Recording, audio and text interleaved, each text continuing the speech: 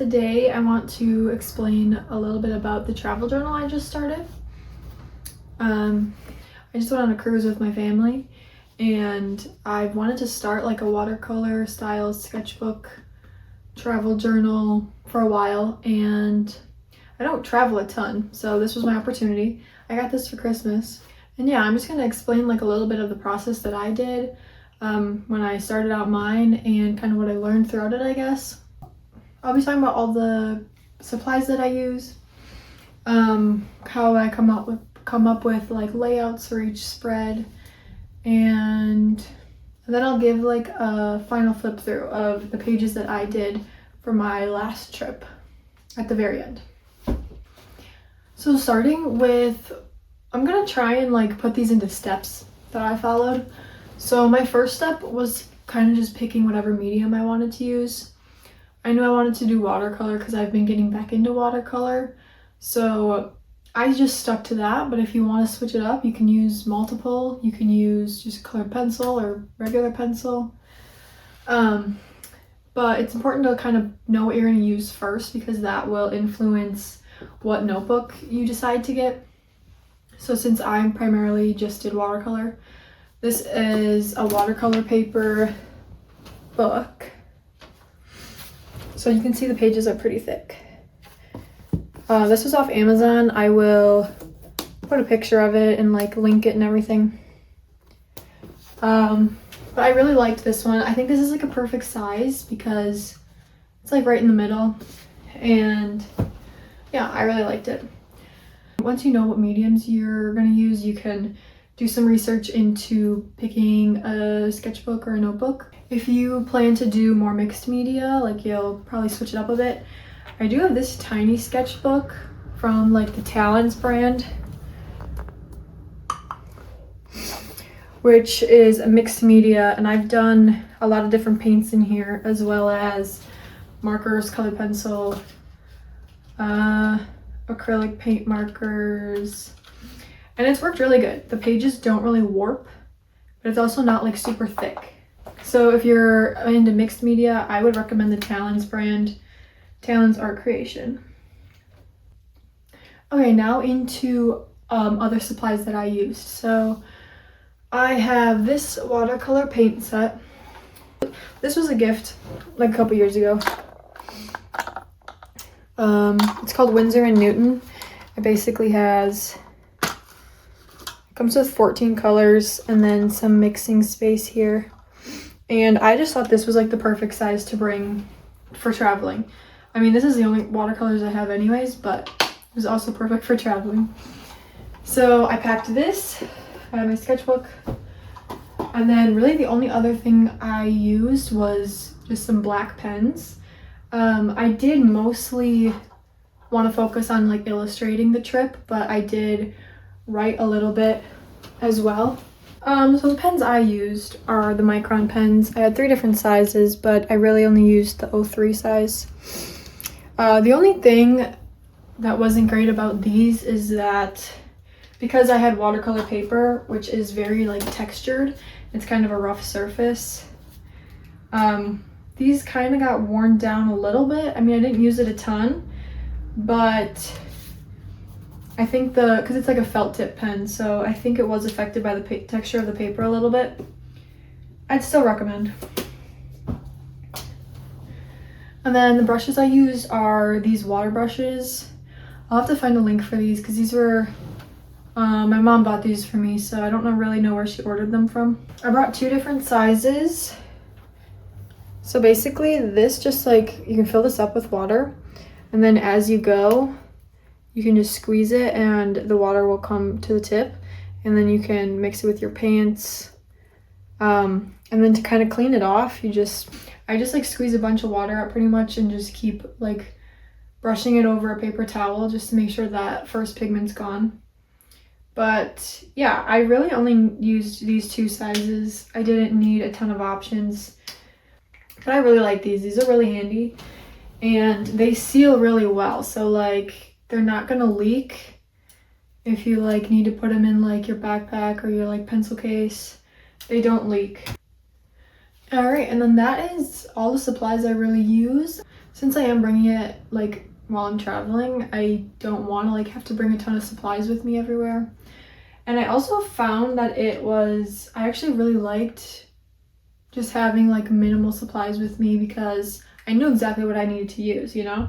Like there were 3 things and I didn't have to like sit and think about like what I wanted to use. It made like creating very easy. I didn't have to really think about some of like the behind the scenes, like what mediums I want to use. You know, I only had so many options. So, all right, my third step, which this is optional, I guess it's a step, but I ahead of time just kind of had an idea of the content that I wanted to illustrate and like what specifically I wanted to document for my trip. So for me, that was plants and animals for the most part, but also really any just like scenery that I was seeing. So that's pretty much what I stuck to, and that helped me like as I was going through my days on the trip. It just kind of helped me to have that in the back of my mind, knowing what things I was seeing, because once I saw something, I'd be like, I want to paint that. Pretty self-explanatory. You don't really need to stick to like specific theme. I just like painting plants and animals the most, so that was an easy choice for me. But I've seen other journals, like travel journals, where people document the food they're eating and the drinks, and that's really cool. I'm bad at food, so didn't do that, but that's another idea. You could just do like landscapes, whatever, mix it up. It doesn't matter. But it kind of helps just to have like an idea of that as you are traveling. One question I'll answer or try to answer is how I come up with my layouts. So I did 4 total spreads for my trip, which was 7 days. So I was on a cruise, so there were some days where I was just on the boat, and then some days where we'd get off and do an excursion. And in my opinion, there wasn't much to document on the boat. Maybe if I was focusing on like food, I'd have some stuff to add, but just from the boat, I didn't really document much. But then for each day off the boat, which was 3 days, I did its own like full page spread, so both sides. Now I kind of planned it like in my head. I didn't always like completely sketch something out, but I did always have a rough idea of how much space something would take up and what else could kind of fit there.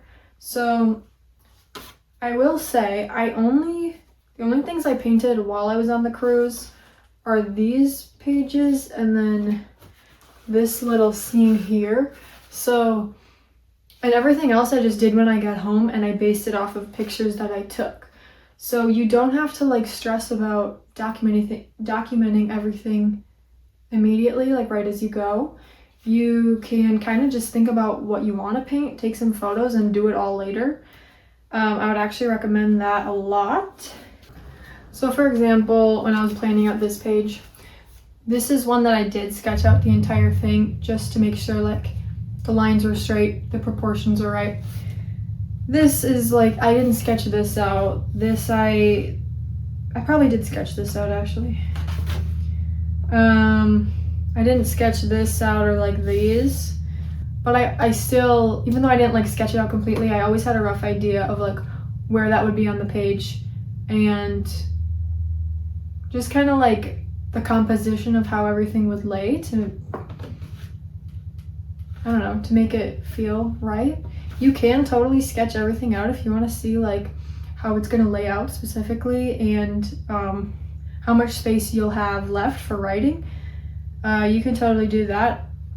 I found out that I did this a couple times where I'd paint something, and like here's an example where I'd kind of pull out this wash color out a little bit from the actual rocks just to fill in this white space, and this wasn't like a direct cutoff of like an image ending, you know?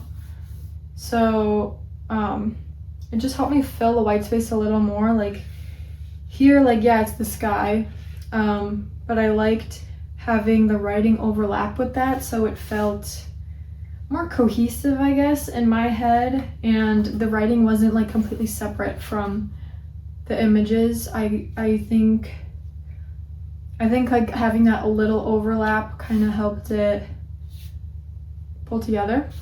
This is another one, like I had the sky of this kind of pull over here, and then I just wrote over it. And I didn't know how much I really wanted to write about each day, but I told myself I would just paint what I wanted to, and then whatever white space there was, I'd fill it up. If you don't want to write a ton, then you can try and plan to fill up each spread a little more and not leave so much blank space. I do like having like little fun titles like this.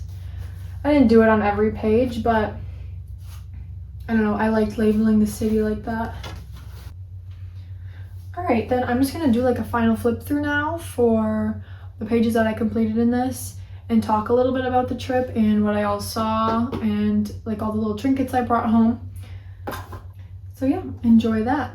Okay, I'm coming in with a voiceover. This first page that I'll show is just like an intro page to the whole journal. I originally left it blank and ended up coming back to it after the trip and doing that one. And then here's days 1 through 3. We were just on the boat for these, so there wasn't much to document. The mojitos were my favorite drink, so those did make the book. And then we were off the boat in Puerto Vallarta on day 4. And we basically went to like a little private adventure cove with like a bunch of different activities. I also am adding in the photos that I use for these specific pictures, just the different references I use so you can kind of see them. And then we were in Mazatlan. This was my favorite day. There were so many pictures to choose from for this one to document, but I'll add those too. And then lastly, our last day off the boat was Cabo. And we did a bus tour at this place, but it was only like half as long because we had to get back on the boat to start heading back. And then there was a day 7, but we were just on the boat for that too, so I didn't end up doing any paintings for that. I'm also going to talk about the trip a little bit and some of the things we did. So I will show these separately, what they look like, but I combined them. So this I got at a pottery shop in Mazatlan. This was on our second excursion day. It was handmade, and there was like a little roadside pottery shop. I don't know. But they had a ton of stuff there. I'll try to include the pictures I took. It was really cool. And then this was the next day in Cabo, a glass blowing factory. We saw them do like a demonstration, start to finish. It was like the whole thing was like 10 minutes. It was amazing. And they made like a big fish sculpture. So I just got this little cactus guy and I stuck him in here because I knew I wanted to use it as a jewelry dish. And then this was specifically for my rings. And then I also got this ring. This was in Cabo. I don't know if you can see it like reflecting. It kind of like picks up different colors, like an opal-y type thing. And then another place we stopped was